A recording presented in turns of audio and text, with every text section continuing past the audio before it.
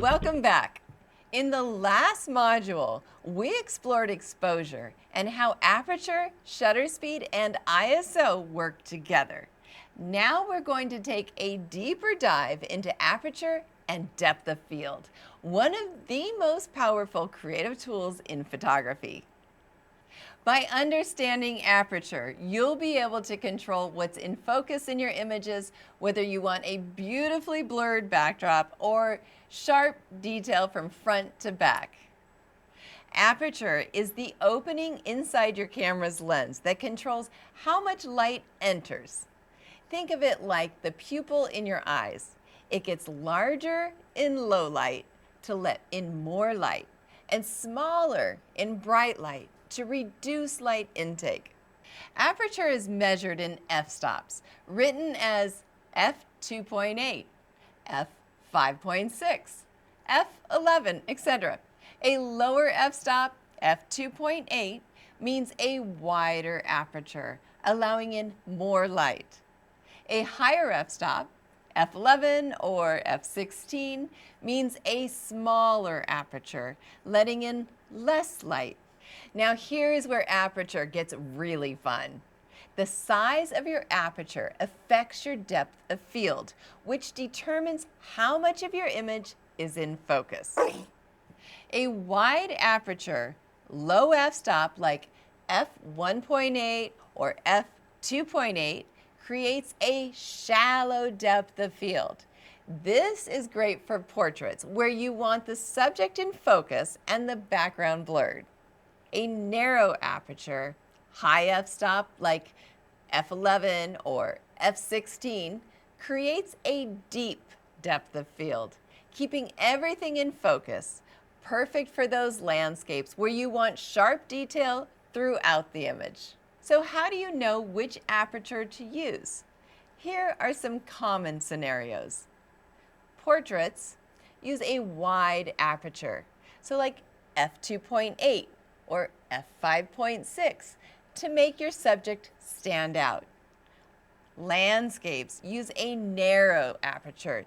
f11 or f16 would be appropriate to keep the entire scene in focus. Group photos use an intermediate aperture, like f8, to keep multiple subjects in focus. Aperture not only affects depth of field, but also plays a role in exposure. A wide aperture lets in more light, so you may need a faster shutter speed to avoid overexposure. A narrow aperture lets in less light, so you may need a slower shutter speed or a higher ISO in low light situations.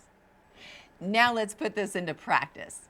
Grab your camera, switch your mode to aperture priority, which is either A or AV. If you're new to manual settings, use this mode. It's a little easier. Or if you're comfortable, switch it to the manual mode and follow these steps. Take a close-up portrait at f2.8 or the lowest f-stop that your lens allows. Notice how the background blurs. Take the same portrait at f8. See how more of the background comes into focus. Take a landscape shot at f11 or f16. Observe how everything from the foreground to the background stays sharp. Compare your images and note how aperture changes depth of field. If you only have a kit lens, like an 18 to 55 or something that came with your camera, most likely your lowest aperture might be around f3.5 or 5.6. This will still give you a nice blurred background for portraits.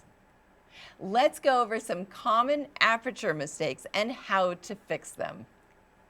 Mistake number 1, background too distracting in a portrait. Solution? Use a wider aperture, lower f-stops to create blur and separate your subject. Mistake number 2, a group photo where some faces are blurry. Solution? Use a smaller aperture, higher f-stop like f8 or f11 to keep everyone in focus. Mistake number 3, landscape is too blurry. Use a higher f-stop, f11 or f16, and make sure your focus point is set properly.